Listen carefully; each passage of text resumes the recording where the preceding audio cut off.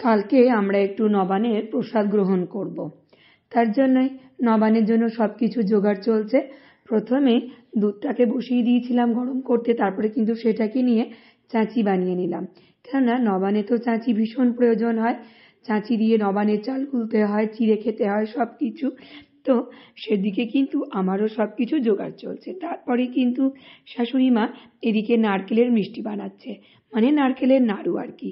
কেননা এদিকে কিন্তু নবান্নের দিনে নারকেলের নাড়ু খেতে বেশ ভালোই লাগে, সেজন্য কিন্তু নারকেলের নাড়ুও বানানো চলছে। মায়ের যেহেতু বয়স হয়েছে তাই কিন্তু মা পা মিলে বসে নাড়ু করছে। কেউ যেন কিছু মনে করবেন না পাটা মিলে আছে বলে, কেননা উনি পা ভাঁজ করে বসতে পারেন না। এখানে মা এখন নারকেল নাড়ু করে দিচ্ছে পুজোর। কালকে তো যেহেতু নবান্ন আছে তাই নবান্নের জন্য নারকেল নাড়ুটা মা করছে, আর আমি এদিকে সবজি কাটছি।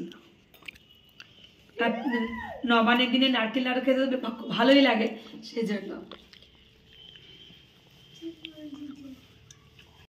এখানে কিন্তু মায়ের নারকেল নাড়ু তৈরি করা হয়ে গেছে। কালকে নবান্ন আছে, সেজন্য কিছু মিষ্টি খাওয়া হবে, আরও কিছু মিষ্টি আমাদের বাড়ির জন্য রইল, সেগুলো কিন্তু পরে খাওয়া হবে। আর আমি বসেছিলাম সবজি কাটতে। এদিকে আমার কিন্তু সব সবজিগুলি কাটা হয়ে গেছে। নরকম ভাজা, ফুলকপি আলুর তরকারি, শাক, টক, সব রকম সবজি দিয়ে বড়ি দিয়ে টক হয়। তা সেই টক, আর এখানে কলাগুলোকে হলুদ জলে ভিজিয়ে রেখেছি, তাহলে তার কষটা উঠে যাবে। চাল গুঁড়ো, ডাল বাটা সব কিছু কিন্তু করে একদম রেডি করে রেখে দিয়েছি। কালকে সকাল থেকেই কিন্তু খুব তোড়জোড় শুরু হয়ে যাবে নবান্নে। তাহলে ভিডিওটা এখানেই শেষ করি।